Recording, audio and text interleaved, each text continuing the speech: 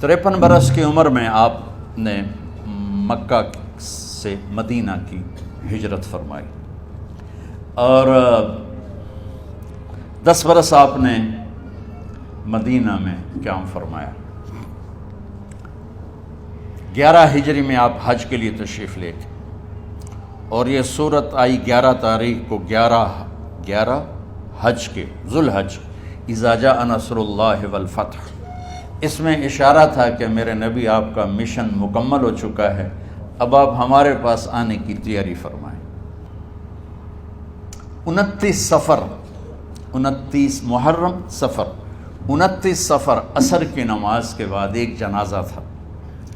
اس جنازے کو پڑھانے کے بعد اس کو دفن کے لیے آپ جنت البقیع تشریف لے گئے۔ وہاں سے واپس ہونے لگے تو سر درد اٹھا اور وہ درد ایک دم بڑھنا شروع ہوا، اور اس دن باری حضرت عائشہ کے گھر کی تھی، تو آپ گھر میں تشریف لاتے لاتے درد کے ساتھ بخار، تیز درد، تیز بخار، اور 14 دن 12 ربیع 29 30 2 دن یہ اور 12 دن اگلے 14 دن آپ نے بیماری دیکھی، مسلسل سر درد اور مسلسل بخار۔ اور روزانہ آپ جب گھر بدلتے، اس وقت 9 بیویاں زندہ تھیں، تو آپ پوچھتے کل کس کی باری ہے، کل کس کی باری ہے؟ جی میمونہ کی ہے۔ اگلا دن کل کس کی باری؟ جی حفصہ کی ہے۔ کل کس کی باری ہے؟ ام سلمہ کی ہے۔ تو بیگمات نے اس سے سمجھا کہ اللہ کے نبی یہ چاہتے ہیں کہ میں بیماری کے دن عائشہ کے پاس گزاروں، ورنہ آپ کو تو خود پتہ ہے کل کس کی باری ہے، پرسوں کس کی باری ہے، ترسوں کس کی باری ہے۔ تو حضرت میمونہ کے گھر میں آپ تشریف فرما تھے، تو ساری باقی 7 بیگمات جمع ہوئیں اور انہوں نے آ کے عرض کی، یا رسول اللہ، جب تک آپ بیمار ہیں آپ عائشہ کے پاس آرام فرمائیں، اور جب اللہ آپ کو شفا دے دے تو پھر ہماری ترتیب کو آپ دوبارہ شروع فرما دیں۔ تو آپ نے سب کا شکریہ ادا کیا، علی اور عباس کو بلایا، ان کے کندھوں پہ آپ نے یوں ہاتھ رکھے اور آپ کے پاؤں یوں زمین پہ لگ رہے، آپ پورا پاؤں نہیں لگا پا رہے تھے کمزوری سے، یہ پوزیشن تھی اس طرح۔ اور یہ پیر کا دن تھا، آپ حضرت عائشہ کے گھر میں داخل ہوئے اور اگلے پیر کو حضرت عائشہ کے گھر میں آپ اپنے اللہ کے پاس چلے گئے۔ آخری ہفتہ آپ نے حضرت عائشہ کے گھر میں گزارا۔ صحابہ ملاقات کے لیے حاضر ہوئے تو آپ ان کو دیکھ کے رونے لگے اور فرمایا کہ میں تمہیں اللہ کے سپرد کرتا ہوں، اللہ تمہاری حفاظت کرے، اللہ تمہارا ساتھی ہو، آواکم اللہ، حفظکم اللہ، نصرکم اللہ، بہت دعائیں دی۔ آپ کے جانے میں 5 دن باقی تھے، تو آپ نے فرمایا مجھے 7 کنوؤں کے پانی سے غسل کرواؤ۔ تو 7 کنوؤں سے پانی لایا گیا مشکیزوں میں بھر کے۔ تو حضرت عائشہ کے گھر میں کوئی ایسا ٹب نہیں تھا جس میں بیٹھ کے وہ آپ نہا سکتے، تو حضرت حفصہ کے گھر سے ٹب منگوایا گیا، آپ اس میں بیٹھے، تہمت باندھا ہوا تھا، کرتا اتارا، اور آپ پر 7 کنوؤں کا پانی ڈالا گیا، تھوڑا تھوڑا تھوڑا تھوڑا تھوڑا تھوڑا، تو اس سے بخار کی شدت کم ہوئی، اور آپ سر درد کی وجہ سے آپ نے ایسے پٹی باندھی سرخ رنگ کی، اور اس کے بعد حضرت علی اور فضل بن عباس کے کندھوں کا آسرا لے کر آپ مسجد میں تشریف لائے اور آپ ممبر پر بیٹھے اور آپ نے فرمایا،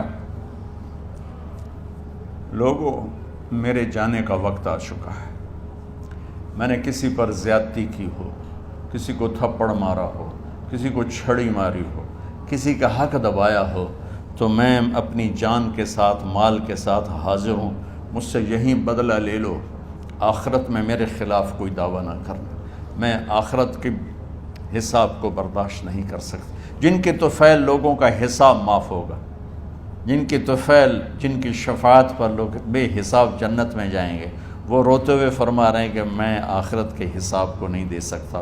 تو سارے صحابہ رونے لگے، لیکن آپ اپنی بات کو دہراتے رہے، کوئی بھی نہیں اٹھا۔ تو آپ نے ظہر کی نماز پڑھائی، ظہر کے بعد پھر ممبر پر آئے اور فرمایا کہ لوگو یہیں مجھ سے حساب کتاب کر لو، آگے نہ کرنا، بتاؤ میں نے کسی کا کوئی حق دینا۔ ایک صحابی کھڑے ہو، یا رسول اللہ آپ نے میرے 3 روپے دینے ہیں، 3 درہم۔ تو آپ نے فرمایا دینے ہوں گے ضرور، پر مجھے یاد نہیں، بتاؤ کہ کس طرح دینے ہیں؟ کہ یا رسول اللہ آپ کے پاس سائل آیا تھا، آپ سے مانگا، آپ کے پاس تھے نہیں، تو آپ نے مجھ سے کہا تیرے پاس کچھ ہیں؟ تو میرے پاس 3 درہم تھے، تو آپ نے فرمایا تو دے دے، میں بعد میں ادا کر دوں گا۔ تو ہاں یاد آ گیا۔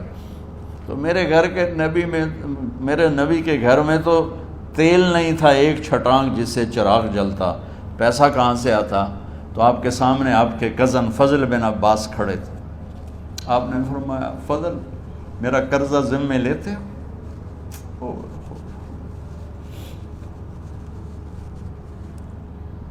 جن کے لیے کائنات سجائی گئی، جنت کی چابیاں جن کو پکڑائی گئیں، جاتے ہوئے 3 روپے دینے کی ہمت نہیں تھی۔ کہا فضل میرا قرضہ ذمے لیتے ہو؟ کہا جی یا رسول میں اپنے ذمے لیتا ہوں۔ کہا اس سے لے لینا۔ آپ گھر تشریف لے گئے، نماز کے لیے آتے تھے، پڑھاتے تھے۔ جمعرات کو عشاء کی نماز پڑھانے کے لیے اٹھ نہیں سکے، گر گئے، پھر اٹھنے لگے، اٹھ نہیں سکے، گر گئے، پھر اٹھنے لگے، اٹھ نہیں سکے۔ تو آپ نے فرمایا ابو بکر سے کہو نماز پڑھائے، عشاء کی نماز۔ ابو بکر ذرا پیچھے کھڑے تھے، عمر آگے کھڑے تھے۔ تو لوگوں نے کہا نماز ہی پڑھاونی ہے، کوئی پڑھا دے۔ تو انہوں نے حضرت عمر کو آگے کیا، انہوں نے کہا اللہ اکبر۔ جب حضرت عمر کی تکبیر سنی تو آپ نے اندر سے زور سے فرمایا عمر کو پیچھے کرو، ابو بکر کو آگے کرو، میرے رب کا فرمان ہے میرے مصلی پر ابو بکر کے سوا اور کوئی کھڑا نہیں ہو سکتا۔ جمعرات کی عشاء، جمعہ ہفتہ اتوار کی 15 نمازیں اور پیر کی فجر کی 16 اور جمعرات والی 17 نمازیں ابو بکر نے پڑھائیں میرے نبی کی موجودگی میں۔ ہفتے کے دن ظہر یا عصر میں آپ علی و فضل بن عباس کے کندھوں پر ہاتھ رکھ کے مسجد میں داخل ہوئے اور ابو بکر نماز پڑھا رہے تھے۔ ادھر محسوس ہوا کہ اللہ کے نبی آ رہے ہیں، تو ابو بکر نے یوں پیچھے ہٹنا شروع کیا ایسے تاکہ مصلی سے ہٹ جائیں۔ تو آپ نے ایسے ہاتھ کا اشارہ فرمایا کہ کھڑے رہو، ہٹو نہیں، کھڑے رہو۔ تو وہ پھر آگے مصلی پر آ گئے۔ تو آپ تشریف لائے اور الٹے ہاتھ ابو بکر کے ساتھ بیٹھ کر آپ نے ظہر یا عصر کی 4 رکعت نماز ابو بکر کی امامت میں ادا فرمائی۔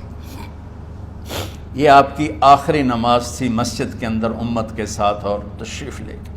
جمعہ کا دن تھا، جبریل آئے، یا رسول اللہ مجھے اللہ نے بھیجا ہے کہ جاؤ میرے محبوب کا حال پوچھ کے آؤ۔ اللہ اکبر۔ تو اب درد اور بخار دونوں چیزیں تھیں، سر کا درد بھی ہیوی ویٹ تھا اور بخار بھی، تپش۔ تو آپ نے کہا جبریل تکلیف ہے، تکلیف میں۔ ہفتے کا دن پھر جبریل آئے، یا رسول اللہ مجھے اللہ نے بھیجا ہے کہ جاؤ میرے محبوب کا حال پوچھ کے آؤ۔ پھر آپ نے فرمایا تکلیف میں۔ اتوار کو پھر جبریل آئے، یا رسول اللہ نے بھیجا ہے کہ جاؤ میرے محبوب کا حال پوچھ کے آؤ۔ 12 ربیع الاول آ گئی، 632 عیسوی اور 11 ہجری۔ آپ کی طبیعت میں بشاشت آئی۔ تو صحابہ نماز پڑھ رہے تھے، آپ نے دروازہ کھول کے سب کو یوں دیکھا۔ تو حضرت انس فرماتے ہیں ہم سب نماز میں تھے، لیکن جب دروازہ کھلنے کی آواز آئی اور اللہ کے نبی کا چہرہ، تو ہم سب نماز میں یوں ہو گئے، نماز کے اندر ہی سارے اللہ کے نبی کو دیکھنا شروع کر دی، بھول ہی گئے کہ نماز پڑھ رہے ہیں، ایسے گم ہو گئے آپ میں۔ تو آپ نے جلدی سے دروازہ بند فرما دیا۔ یہ آپ کی آخری زیارت تھی اپنی امت کے لیے۔ اس کے بعد آپ اپنے اللہ کی طرف کا سفر شروع کیا۔ تو اشراق کے بعد آپ نے اپنے بیگمات کو بلایا، ان کو بتایا نہیں کہ میں آج جا رہا ہوں، سب سے ملے، سب کو الوداع کیا اور انہیں بھیجا۔ اس کے بعد آپ نے حضرت فاطمہ کو بلایا، جنت کی عورتوں کی سردار، سب سے زیادہ محبوب بیٹی، سب سے زیادہ جگر کا ٹکڑا، دل کا ٹکڑا کا، جس نے فاطمہ کو دکھ دیا مجھے دکھ دیا، جس نے اسے سکھ دیا مجھے سکھ دیا۔ ہاں، ان کو قریب کا، بیٹی قریب ہو، تو ان کے کان میں کہا میں جا رہا۔ وہ رونے لگی، تو ہم نے کہا رو نہیں، چند دنوں کے بعد تیری میری ملاقات ہو جائے گی سب سے پہلے۔ تو 6 ماہ بعد حضرت فاطمہ کا بھی 24 سال کی عمر میں یا 25 سال کی عمر میں انتقال ہو گیا۔ ان کو رخصت فرمایا، پھر آپ نے داماد مولا علی کو بلایا، ان کا سر اپنی گود میں رکھا اور ان کے سر پہ اور کمر پہ ہاتھ پھیرتے رہے اور ان کو دعائیں دیتے رہے۔ آہستہ آہستہ تھی، آواز اونچی نہیں تھی، پست آواز تھی، اور یوں سر پہ کمر پہ، سر پہ کمر پہ، اور دعائیں دے رہے ہیں۔ ان کو رخصت فرمایا، آخر میں اپنے جگر کے ٹکڑے حسن اور حسین کو بلایا، جو ہی سینے سے لگایا آنسو شروع ہو گئے۔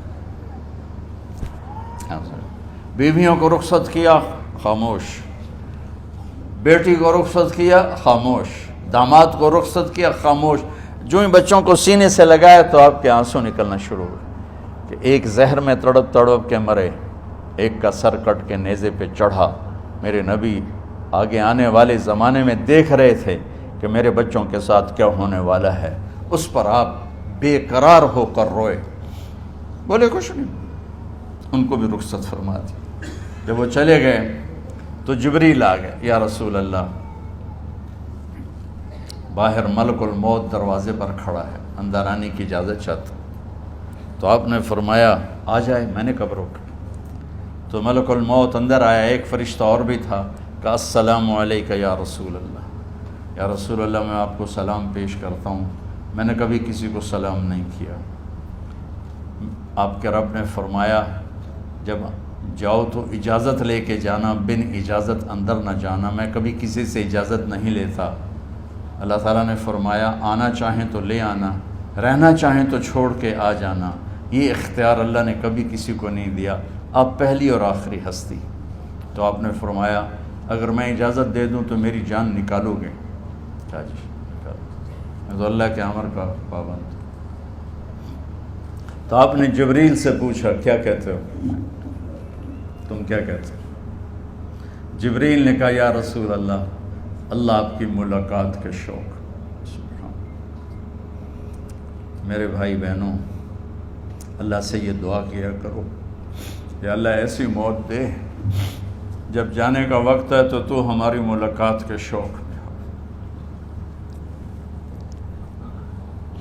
ایک صحابی کا انتقال ہوا، آپ نے ان کی قبر پہ جا کے یہ دعا کی، یا اللہ طلحہ جب تیری بارگاہ میں پیش ہو تو اسے دیکھ کے مسکرائے، یہ تجھے دیکھ کے مسکرائے، سارے دکھ درد دور ہو جائیں۔ تو جبریل بولے یا رسول اللہ، اللہ آپ کی ملاقات کے شوق میں۔ آپ نے فرمایا جاؤ اللہ سے پوچھ کے آؤ میرے بعد میری امت کے ساتھ کیا کرے گا، جاؤ پوچھ کے آؤ حسن حسین کے ساتھ کیا کرے گا۔ یہ پوچھنا، ہر کوئی اپنے بچوں کو یاد کرتا، مرنے والے بچوں کو یاد کر، بچے میلاد۔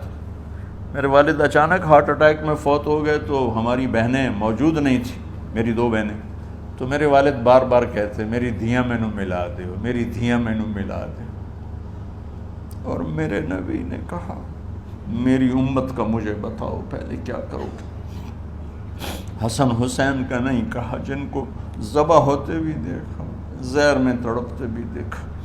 واہ یا رسول اللہ، آپ نے کیا وفا کی اور ہم نے کیا صلہ دی، سارے خنجر انہی کے سینے میں ہی اتار دیے، ہر تیر کھینچ کے آپ کے جگر کے پار کیا، ہر نافرمانی کا ٹھیکہ لے لیا۔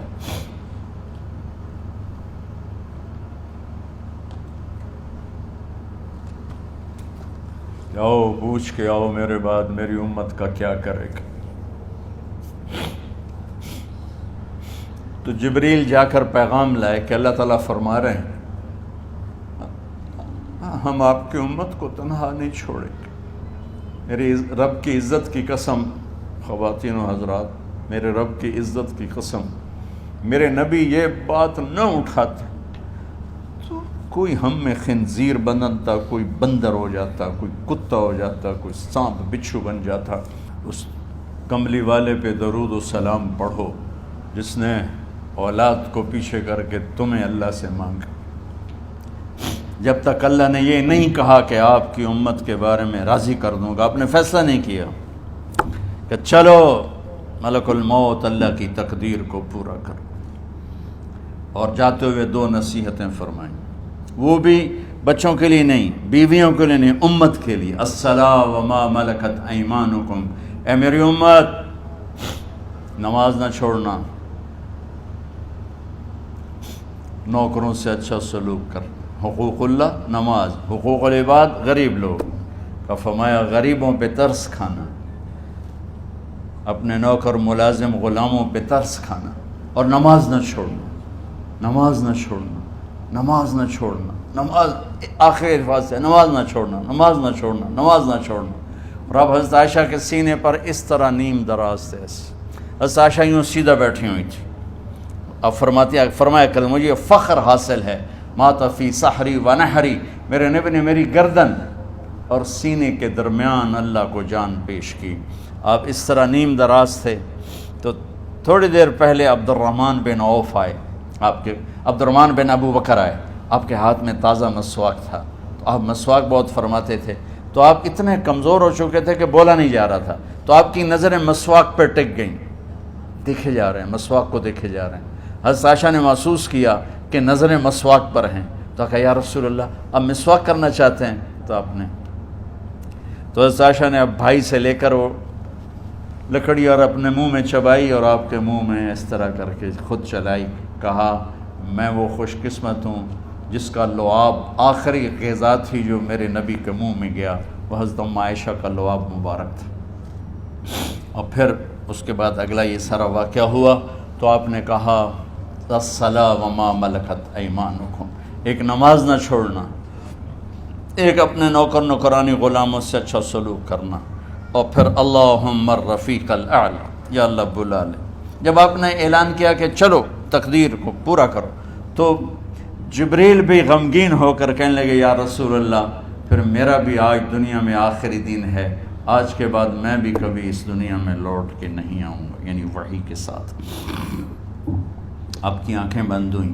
حضرت عائشہ رضی اللہ تعالیٰ عنہ کی چیخ نکلی تو ساری بیگمات دوڑی دوڑی آئیں. تو آپ کی منزل پوری ہو چکی تھی. تو آپ کو لٹایا گیا اور چادر ڈال دی گئی. ابو بکر رضی اللہ تعالیٰ عنہ اپنی دوسری بیگم کے پاس گئے تھے عوالی، 3-4 میل پتہ چلا. تو وہاں سے گھوڑے پر وہ دوڑتے ہوئے آئے اور آ کر آپ کے ماتھے سے چہرے سے کپڑا ہٹایا اور آپ کے ماتھے پر بوسہ لیا. تو آپ کے آنسو ماتھے پر گرے. کوا و نبیہ واہ خلیلا واہ صفیہ، ہائے میرا نبی، ہائے میرا دوست، ہائے میرا خلیل، ہائے میرا جگر. کہ یا رسول اللہ آج کے بعد آپ کوئی دکھ نہیں دیکھیں.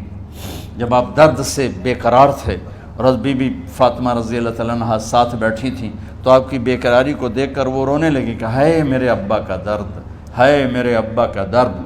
تو میرے نبی نے کہا ما علی ابی کی کرب بعد اليوم، بیٹی آج تیرے باپ کے دکھ کا آخری دن ہے، آج کے بعد کوئی دکھ نہیں دیکھیں گے. تو صدیق نے کہا آپ آج کے بعد کوئی دکھ نہیں دیکھیں گے. اب تشریف لے گئے مسجد میں. تو کوہرام مچا ہوا تھا، کچھ گمسم تھے، اور عمر رضی اللہ عنہ تلوار اٹھائے ہوئے تھے. جو کہے گا اللہ کا نبی فوت ہوگا میں سر اڑا دوں گا، وہ فوت نہیں ہوئے، وہ اللہ کے پاس گئے. ایک جنونی کیفیت پیدا ہوگی، وہ واپس آئیں گے، سارے کفار سے جہاد کریں گے. تو ابو بکر ممبر پر آئے، کہا عمر بیٹھ جاؤ. عمر کہنے لگے نہیں بیٹھتا، انکار نہیں بیٹھتا، اور تلوار ایسے. سبحان واہ صدیق واہ. آپ نے ممبر پہ کھڑے ہو کر کیا سونے سے بھی لکھے جائیں تو کم ہے، قیمت اس سے زیادہ ہے.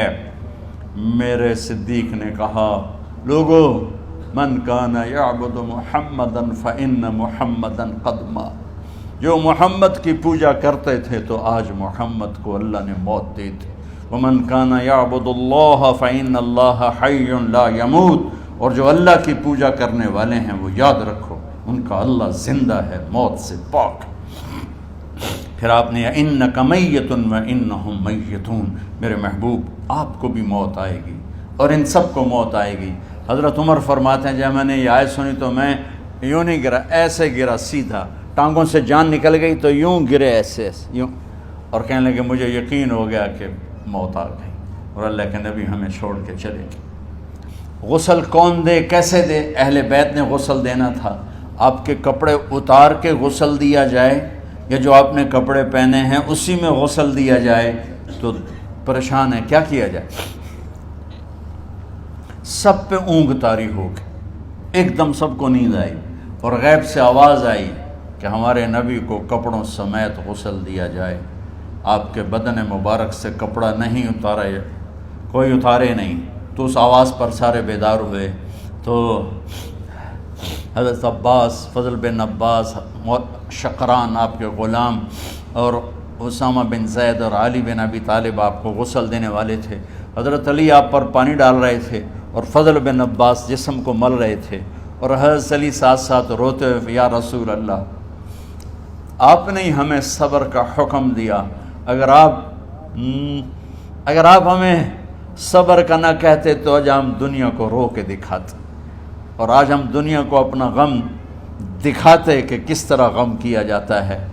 اور یا رسول اللہ آپ کے جانے پر وہ نقصان ہے جو قیامت تک نہ پہلے ہوا نہ بعد میں ہوگا کہ آپ کے بعد نبوت کا دروازہ بند ہو گیا۔ اس طرح پانی بھی ڈال رہے تھے اور روتے بھی جا رہے تھے، اور فضل بن عباس وہ آپ کے پہلو بدل کر ہاتھ مل رہے تھے، ہاتھوں سے مل رہے تھے۔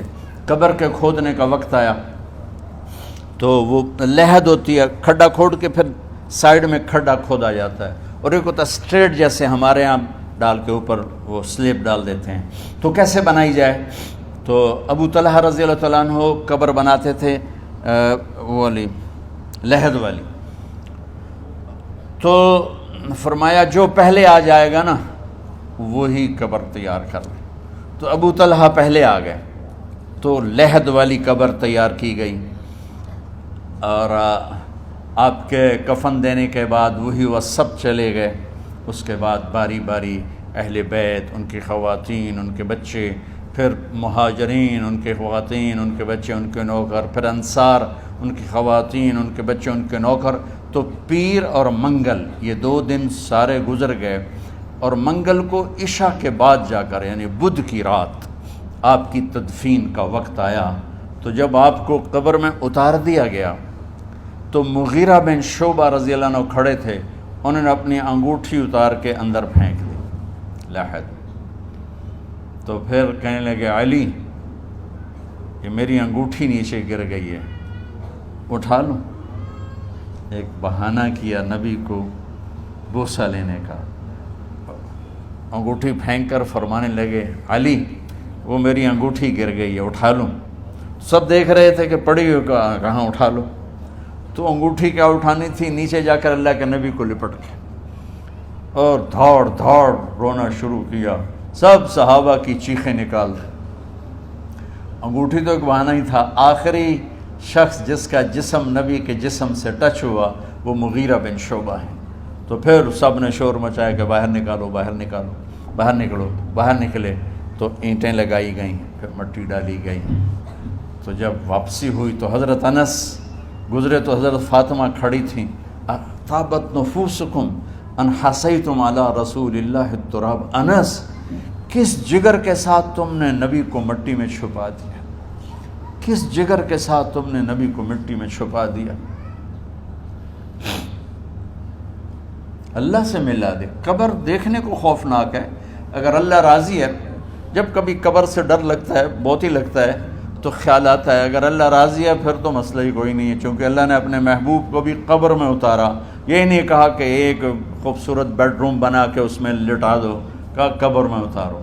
اگر اللہ راضی ہے تو مرنے والی ہو یا مرنے والا ہو تو مزے ہی مزے ہیں. یہ سارے دعا کرو کہ جب ہم دنیا سے جا رہے ہوں اللہ ہم پہ خوش ہو، اللہ ہم سے راضی ہو.